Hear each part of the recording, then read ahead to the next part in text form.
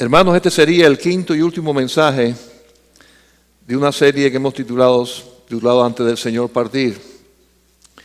Y estamos mirando algunas de las cosas que ocurrieron, enseñanzas, palabras de Cristo, en esos 40 días que fueron entre su resurrección y su ascensión al cielo.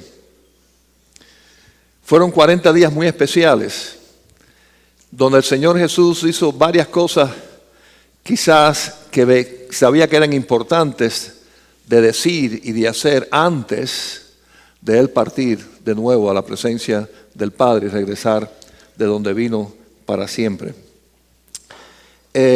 Vimos, por ejemplo, que Él en esos 40 días de nuevo confirmó una comisión que los discípulos debían de compartir, aquellos que tuvieron una experiencia de verlo vivo, muy contrario a aquellos que ocultaron su resurrección.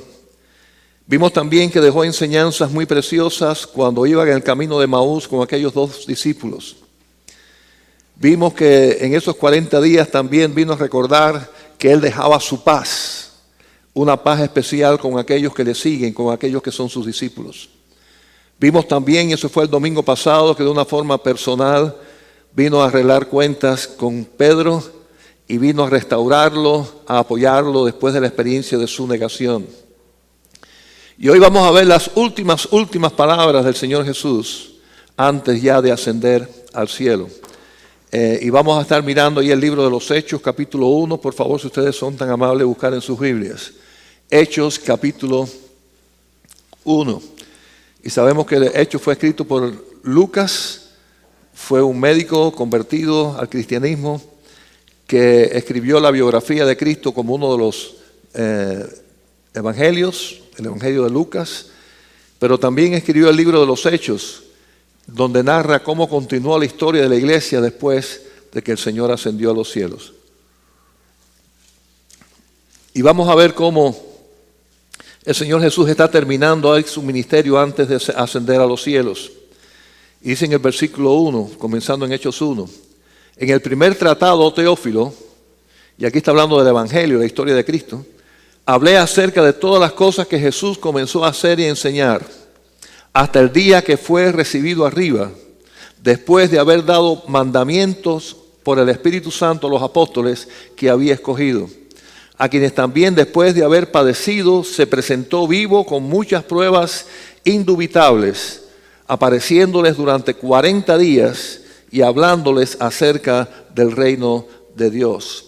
Así que Lucas, que había escrito el Evangelio como un tratado a este señor Teófilo, de nuevo le escribe ahora para contar cómo siguió la historia de la iglesia. El libro de los Hechos es el libro histórico del Nuevo Testamento, donde narra de una manera extraordinaria cómo fue el ministerio de los apóstoles después de la iglesia, la conversión del apóstol Pablo, todas esas cosas, los viajes misioneros de Pablo, todo cómo comenzó la iglesia en sus comienzos. Pero en este primer capítulo aún todavía Cristo está por ascender y podemos ver cuáles fueron sus últimas palabras. Aquí está contando y recordando que el Señor efectivamente había sido recibido arriba. Recuerda que ya está contando una historia pasada, recientemente pasada, pero que pasó. Y cómo el Señor había dicho que debían de esperar en Jerusalén y ser investidos completamente por el Espíritu Santo, como pasó el día de Pentecostés. Ya Él había dado la gran comisión de debíamos de ir y hacer discípulos en todas las naciones. Ya está terminando su ministerio, el Señor Jesús haciendo todo lo que tenía que hacer, pero aún quedan estas últimas palabras. Qué interesante, en el versículo 3 dice lo que hizo después de padecer, es decir, después de todo lo que Él sufrió en la cruz del Calvario. Y es interesante cómo narra que se presentó vivo, dice, con pruebas irrefutables. Quiere decir, no hay duda de que realmente el Señor había muerto y resucitado. Era algo que había sido comprobado, que había habido muchos testigos. En el mensaje de Pedro comenzó ahí en Hechos capítulo 2, 32, hablando acerca de que Jesús resucitó. y dice del cual todos nosotros somos testigos. Hubo cientos de testigos que vieron a Jesús resucitado. Estos ahora pueden hablar de esa experiencia de que realmente Jesucristo vive, de que realmente no se trata de un mártir, de alguien que comenzó una religión que ya se murió. Está hablando de una persona que murió por nuestros pecados, pero que resucitó al tercer día y ellos tuvieron la experiencia de verlo vivo. Ahí estaba el poder del mensaje de la predicación del Evangelio. Hermanos, eso no puede haber cambiado en la iglesia de Cristo en estos momentos. El mensaje de la iglesia se hace poderoso cuando las personas que comparten ese evangelio, esa buena noticia, pueden decir: me consta que Cristo vive. Es una experiencia que fue vivida por mí, no por aquellos apóstoles y discípulos hace 2000 años, no por mí. Cristo hizo algo por mí y Cristo está vivo y me consta por lo que hizo en mi propia vida, la forma que me transformó, la forma en que me consoló, la forma en que estuvo conmigo en los momentos más difíciles. La experiencia de un Cristo vivo, esa fue la experiencia de la iglesia primitiva. Y tiene que ser la experiencia de la iglesia presente. De otra forma se convierte en una religión más, como las demás, sin ningún poder. Porque el poder nuestro, hermanos, viene de un Cristo vivo y poderoso. Así que es una resurrección maravillosa y por eso era importante ese mensaje. El mensaje de que Cristo está vivo era importante y sigue siendo importante.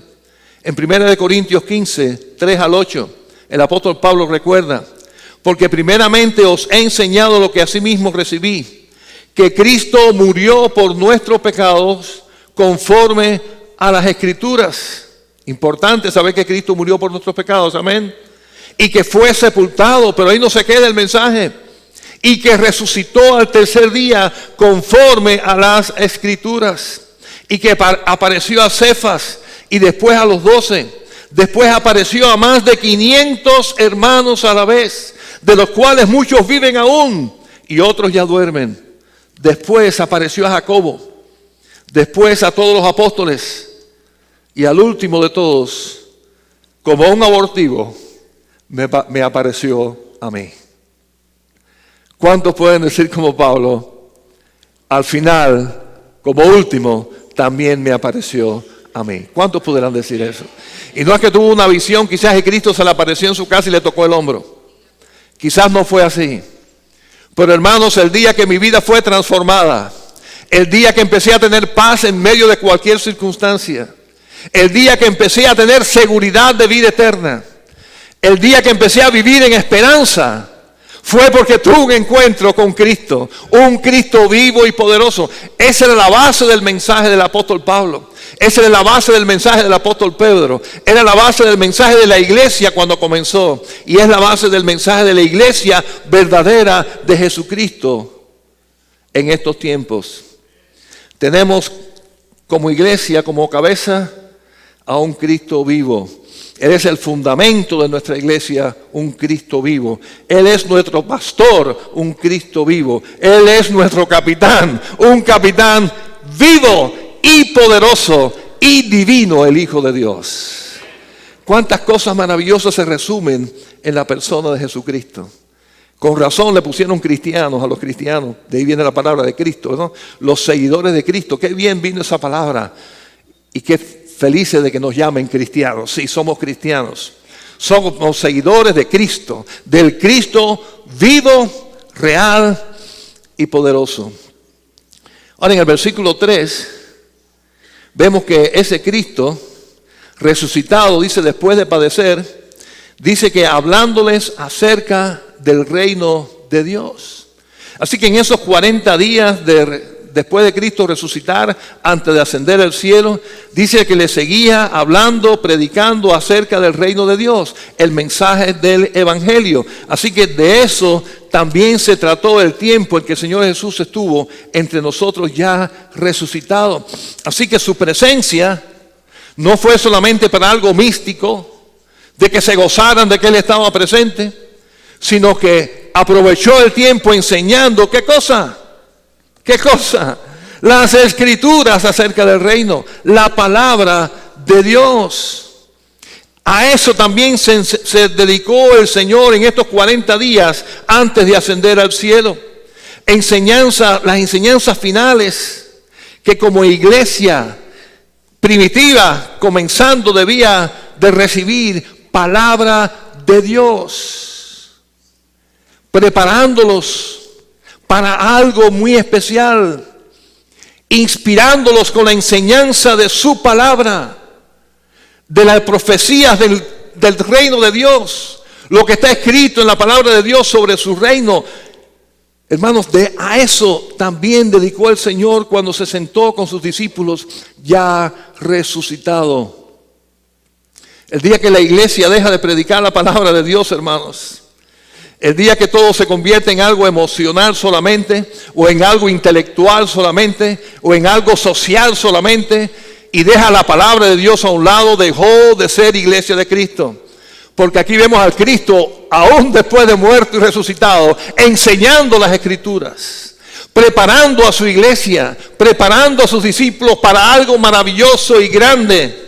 Y tenían que estar preparados en la palabra de Dios. Claro que hay inspiración, claro que el Espíritu nos mueve con su poder a hacer cosas. Amén por eso.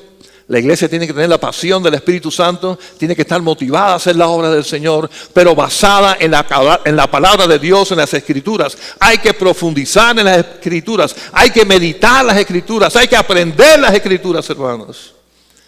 Esa es la palabra de Dios. Ahí está el poder de la palabra de la iglesia. Y el día que abandonemos eso, dejamos de hacer lo que Cristo hizo y lo que Cristo nos pidió y nos enseñó que hiciésemos. Al punto que aún después de resucitado, ya después de haber estado 3 años con sus discípulos enseñando, aún persiste e insiste en las Escrituras, en la palabra de Dios.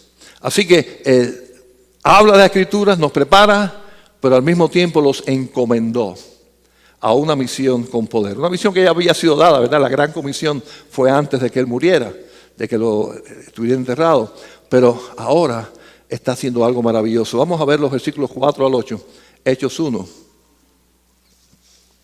Dice, y estando juntos, les mandó que no se fuesen de Jerusalén, sino que esperasen la promesa del Padre, la cual les dijo, oísteis de mí. Porque Juan ciertamente bautizó con agua, mas vosotros seréis bautizados con el Espíritu Santo dentro de no muchos días. Entonces los que se habían reunido le preguntaron, diciendo, Señor, ¿restaurarás el reino de Israel en este tiempo? Y les dijo, no os toca a vosotros saber los tiempos, las razones que el Padre puso en su sola potestad. Pero recibiréis poder cuando haya venido sobre vosotros el Espíritu Santo. Y me seréis testigos en Jerusalén, en toda Judea, en Samaria y hasta lo último de la tierra. Así que en los versículos 4 y 5 está recordando una de sus órdenes. Antes de salir a predicar, algo tiene que pasar primero. El Espíritu Santo iba a venir para quedarse con ellos. Iba a estar en la misión dada a la iglesia, la misma presencia de Dios a través del Espíritu Santo. Era imprescindible que eso ocurriera. Por su cuenta y con sus propias fuerzas, no muy lejos iban a llegar aquellos discípulos. Eran tan humanos como nosotros, llenos de defectos y de problemas. Pero con la presencia del Espíritu Santo y con el poder del Espíritu Santo, muy lejos iban a llegar y muchas cosas maravillosas iban a hacer. Entonces en los versículos 6 al 8 hay un diálogo interesante en cierto sentido. Y los discípulos están interesados, como siempre, en saber si ya al fin se va a implantar el reino de Dios en estos tiempos. No están dándose cuenta de que eso corresponde a la segunda venida de Cristo. Todavía no llegaba a ese momento. Y le dice, no les toca a ustedes saber esos detalles. El Señor lo que quiere que sepamos nos los va a decir. Y va a estar claro en su palabra. En otras palabras, quizás el Señor le está diciendo, no se enreden en ese tema ahora. Hay algo más interesante que hacer primero. Cuando yo leía esto y estudiaba esto, me acordaba de cuántas veces muchos de nosotros como cristianos nos enredamos en querer conocer las cosas que no están claras en la Biblia. Y empezamos a discutir unos con otros. Nos hacemos especialistas en la segunda venida, en el milenio, en el arrebatamiento, en esto y en lo otro. Y empezamos a discutir unos con otros qué va primero. Y estamos dejando de hacer lo que hay que hacer, que es predicar la palabra de Cristo. Amén. Así que de eso no se trata.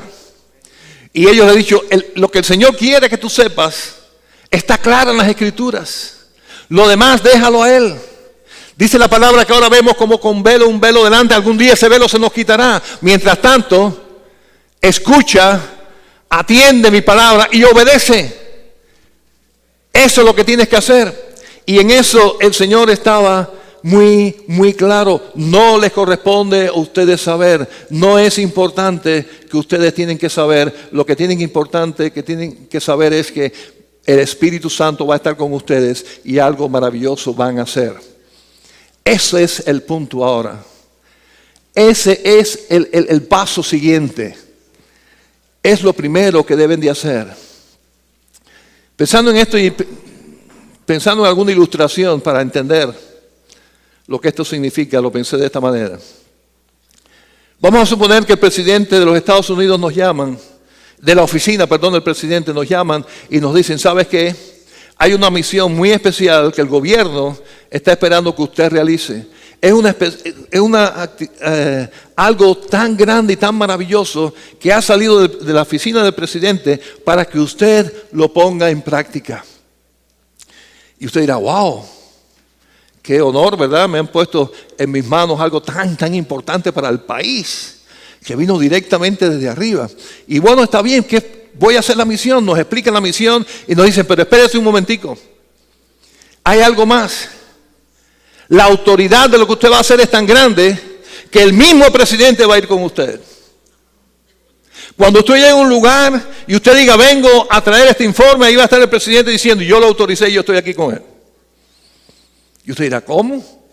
¿Él va a ser mi ayudante? Él va a estar contigo. Donde quiera que usted vaya, usted va a estar representado por la máxima autoridad. Déjeme decirle esto en el nombre del Señor. Cuando el Espíritu Santo está con nosotros, es la máxima autoridad de Dios junto a nosotros haciendo una obra. Una obra que nosotros solos no podemos hacer. Ninguno de nosotros tiene la capacidad ni el poder para cambiar el corazón de una persona. No tenemos el poder para transformar a una persona. Eso corresponde solamente a Dios. Ahora, cuando salimos a predicar, ¿hay transformaciones de personas? ¿Hay personas salvas? ¿Algo maravilloso ocurre? Sí, ¿saben por qué? Porque el Espíritu Santo de Dios está con nosotros. Porque el día que aceptamos a Jesucristo, vino a ser morada con nosotros. Fuimos sellados por su presencia. Y ahora cuando vamos en su nombre, Él va con nosotros. Nosotros hablamos, nosotros enseñamos la palabra de Dios, nosotros explicamos el plan de salvación. Es lo más que podemos hacer. Lo más que podemos hacer es eso. Orar, ir en el nombre del Señor y exponer el Evangelio. ¿Qué más podemos hacer? Orar, ir y exponer el Evangelio. Eso es lo que hace el sembrador, tirar la semilla. Pero cuando nosotros está el Espíritu Santo de Dios y esa semilla llega a un corazón y el poder de Dios se manifiesta en esa vida, hay una transformación, hay una vida nueva, algo ocurre, hay una fiesta en el cielo y nosotros fuimos parte de eso, hermanos. Y esa es la misión que Jesucristo está dándole a entender a la iglesia. Hay algo maravilloso que ustedes van a hacer, pero no se lancen todavía. Tienen que esperar en Jerusalén. Tienen que esperar por ese momento en el cual el Espíritu Santo, que fue el día de Pentecostés, venga y se quede con ustedes para siempre a hacer la obra. Y algo maravilloso va a ocurrir. Y este Señor que promete y cumple, así lo hizo con aquellos discípulos. Y lo maravilloso es, la historia no la vamos a ver ahora, pero el día de Pentecostés, aquello retumbó. Y vinieron llamas como de fuego en la cabeza de cada uno de ellos. Y ellos hablaban en una lengua tan especial que cada uno lo entendió en su propio idioma.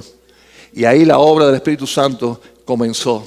Y la iglesia de Jesucristo comenzó a actuar con poder, hermanos. Hasta hoy. Hasta hoy. Lo que haya ocurrido para la gloria de Dios en cualquier lugar del mundo ha sido porque cristianos han ido, pero ha sido porque el Espíritu Santo ha ido con ellos y algo maravilloso ha ocurrido. La obra de Dios con poder transforma vidas. Ahora, aquellos discípulos podían confiar en su Señor. Claro, ahora lo están mirando resucitado.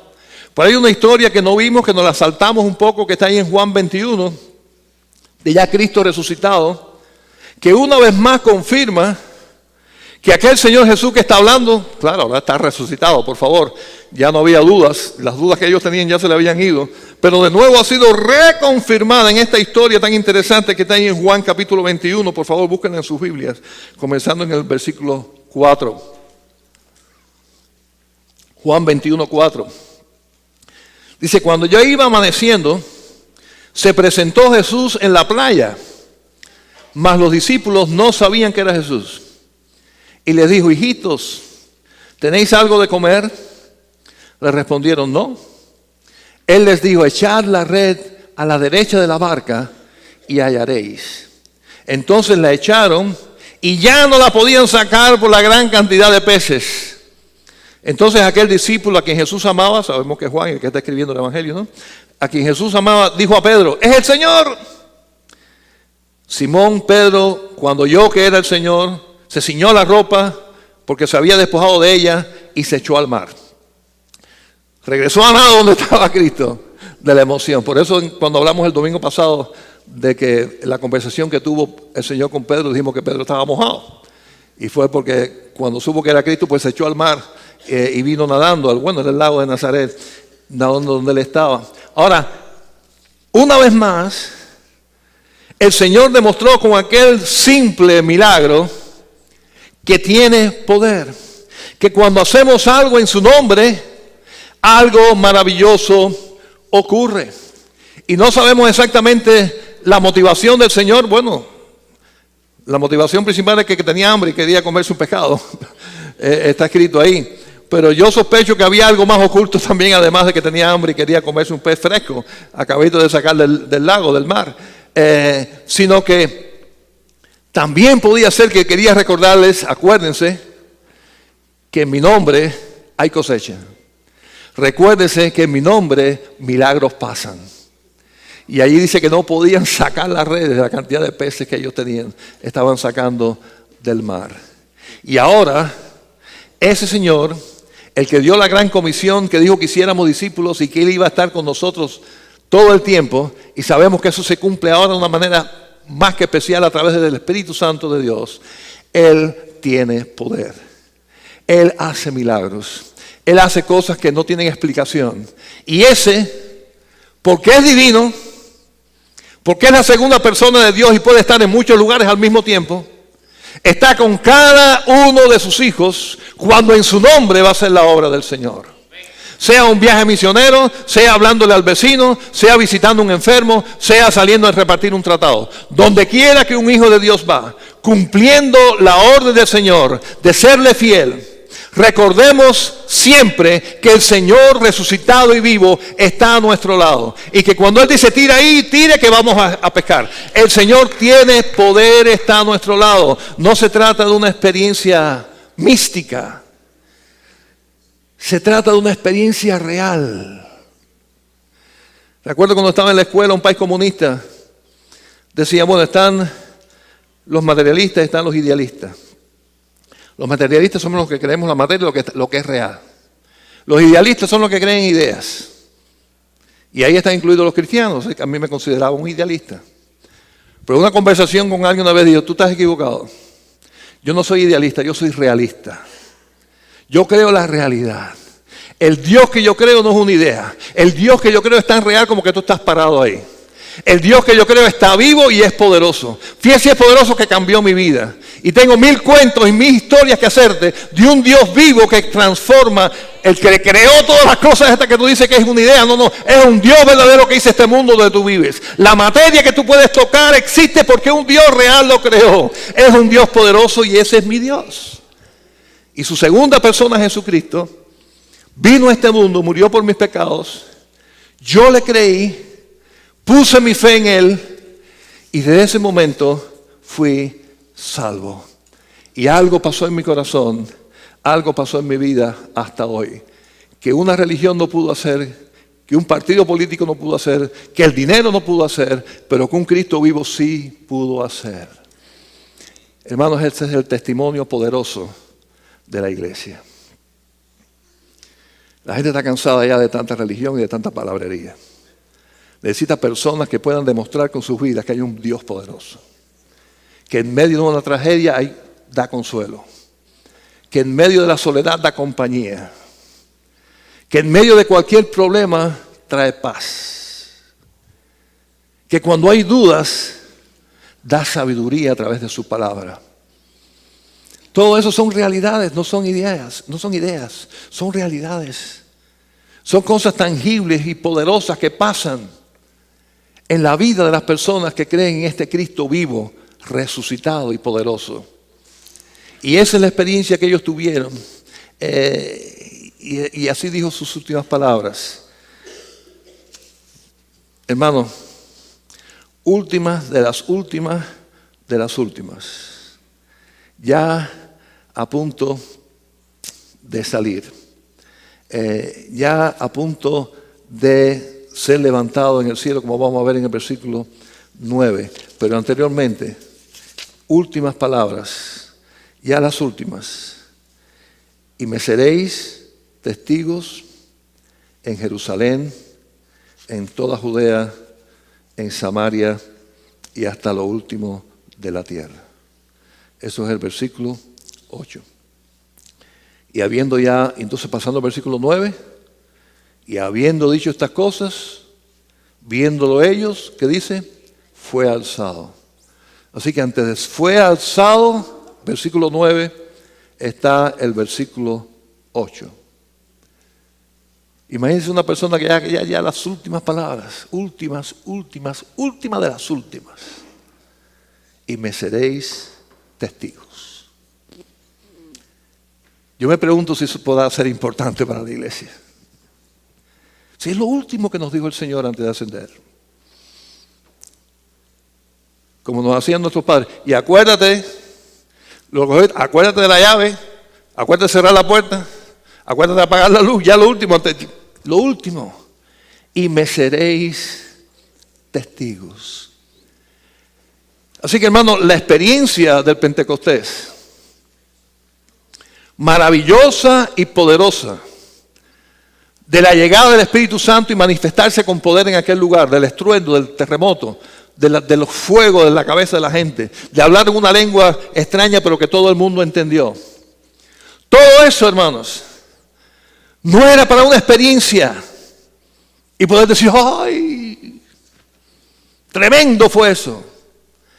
No fue para una experiencia, era para una misión. Esperen, van a recibir el Espíritu Santo. Esperen, no se vayan todavía. Ya lo recibieron y me seréis testigos. Toda esa experiencia, toda esa realidad de la presencia del Espíritu Santo no era para que tuviéramos, o para que ellos tuvieran, ni tuviéramos nosotros una emoción. Era para que estuvieran preparados a cumplir una misión, hermanos. De eso se trata la iglesia de Jesucristo. Y yo no traje pañuelo, estaba llorando con un bobo ahí, escuchando la música. Pero si eso se queda ahí, hermanos, es una emoción, escuchando una música bonita y alabando al Señor, y no pasa nada hasta el domingo que viene. No pasa nada hasta el domingo que viene, y el mensaje me inspiró, y el testimonio del hermano me inspiró, y qué lindo, hermano, ese culto estuvo, wow, amén, gloria a Dios. Y no pasa nada hasta el domingo que viene, hermanos. No funcionó. Perdonen que sea tan franco como tan feo. No funcionó. Porque no es para eso. No es para eso que el Espíritu Santo quiere estar en nuestras vidas. Es para que seamos testigos de Cristo. Para que vayamos con su poder, con ese poder, con su presencia, a hacer la misión de la iglesia, que es que las personas sean transformadas.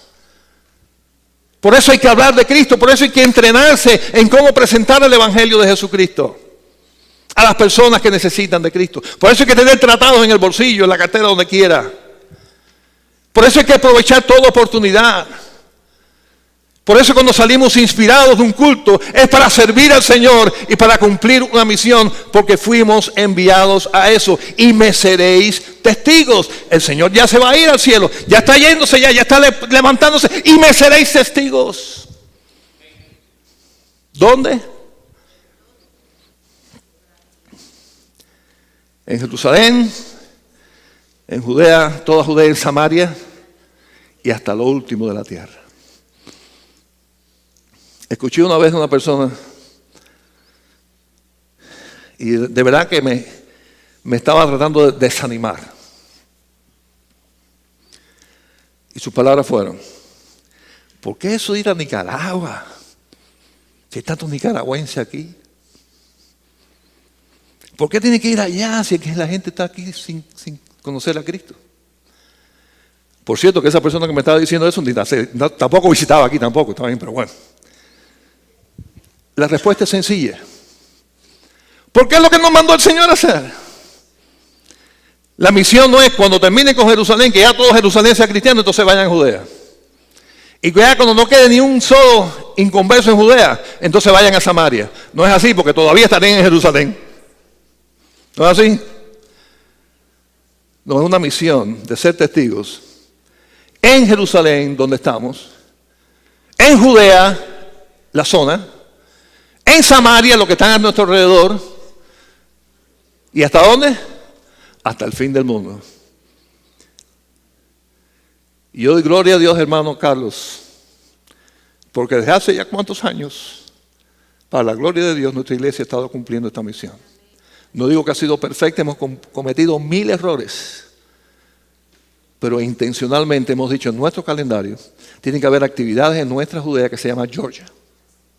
Tiene que haber una actividad misionera en nuestra Samaria que se llama los Estados Unidos de América. Y tiene que haber una actividad en otros países, sea República Dominicana, sea Colombia, sea Nicaragua, sea Cuba, sea donde sea. Pero es la misión de la iglesia. No podemos fallarle a Cristo. Porque eso es lo que nos mandó a hacer ya yéndose. Nos dejó el Espíritu Santo no para que jambalaya. Nos dejó el Espíritu Santo para que con su poder vayamos y prediquemos el Evangelio en el poder de Cristo Jesús. Y las personas sean transformadas en el nombre de Cristo y por el poder del Espíritu Santo de Dios. Amén, hermanos. Así que estaba bien claro el Señor, antes de ascender en este tiempo, de estos 40 días que estuvo, claro en lo que había que hacer. Versículo 9. Y habiendo dicho estas cosas, viéndolo ellos, fue alzado y le recibió una nube que le ocultó en los ojos. Y estando ellos con los ojos puestos en el cielo, entre tanto que él se iba, he aquí se pusieron junto a ellos 2 varones con vestiduras blancas, los cuales también les dijeron: varones galileos, ¿por qué estáis mirando al cielo? Este mismo Jesús, que ha sido tomado de vosotros al cielo, así vendrá como lo habéis visto ir al cielo. Así que, hermanos, ya ahí fue la ascensión, ya ahí se fue. Físicamente. Este es uno de los grandes misterios, que ni me pregunten cómo es eso, hermano, porque yo no lo voy a saber contestar. Yo le voy a decir, anótamelo ahí, porque cuando estemos en el cielo, preguntarle a Dios. Porque estamos hablando de un Cristo resucitado. Amén, con cuerpo. ¿Verdad? ¿Sí o no? Lo tocaron. Comió. Y ahora ese Cristo resucitado regresa al Padre, y al mismo tiempo yo me quedo con ustedes y está con cada uno de nosotros. Son los grandes misterios maravillosos de un Dios tan grande que nosotros no podemos entender. Amén. Pero lo creemos por fe. Yo lo creo y espero que usted lo crea, hermano, también. Lo creemos por fe. Ahora, Él ascendió al cielo, pero dijo que se iba a quedar con nosotros. Por consiguiente, no es momento de estar mirando para el cielo. Es momento para estar mirándonos lo que está pasando a nuestro alrededor. Porque tenemos que ser testigos a esos que están a nuestro alrededor. testigos del poder de Cristo.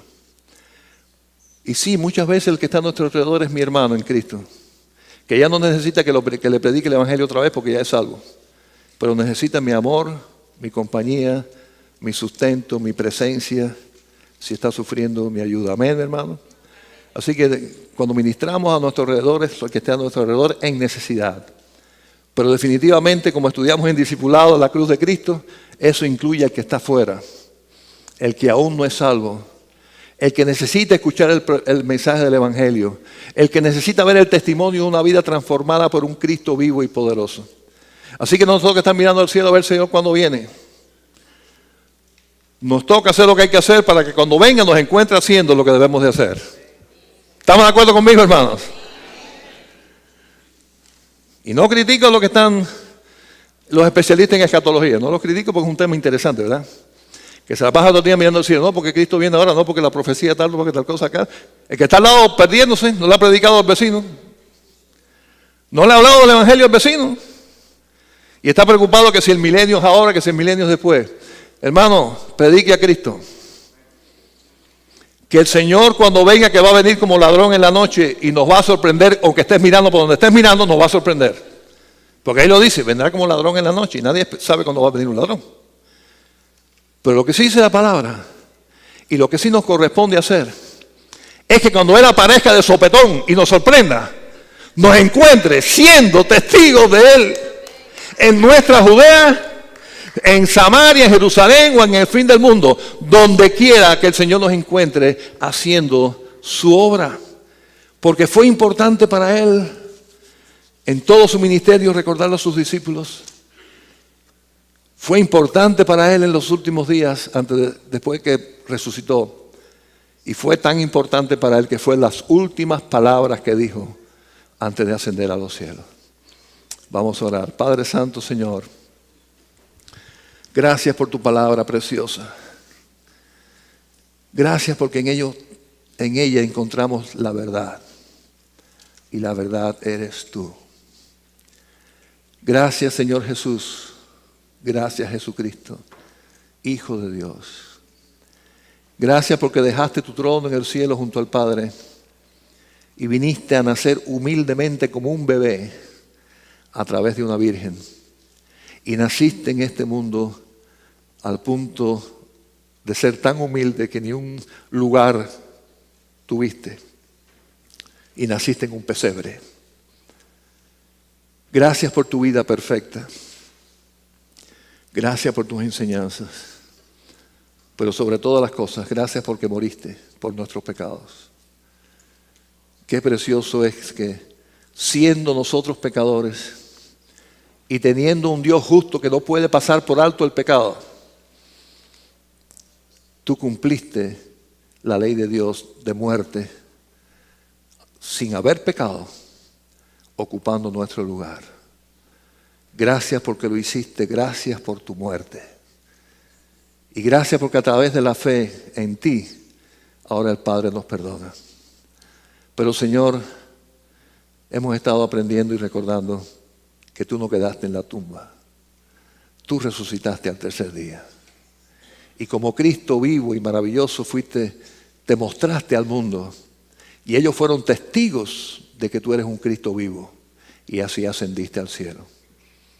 Nuestra oración y nuestra petición, Señor, en este día, es que nosotros también compartamos la experiencia de que tú eres un Cristo vivo, porque algo grande hiciste en nuestra vida.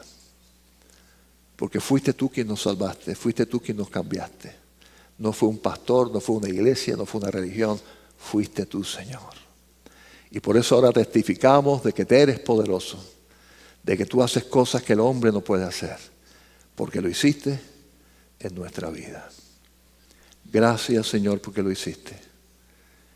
Ahora, Señor, como iglesia, como hijos tuyos, queremos decirte que te hemos escuchado y que queremos cumplir. Queremos ser testigos tuyos desde donde estamos y hasta el fin del mundo. Ayúdanos, Señor. Ayúdanos a hacerlo en tu nombre, Señor. Te lo pedimos en el nombre de Cristo Jesús. Amén y amén.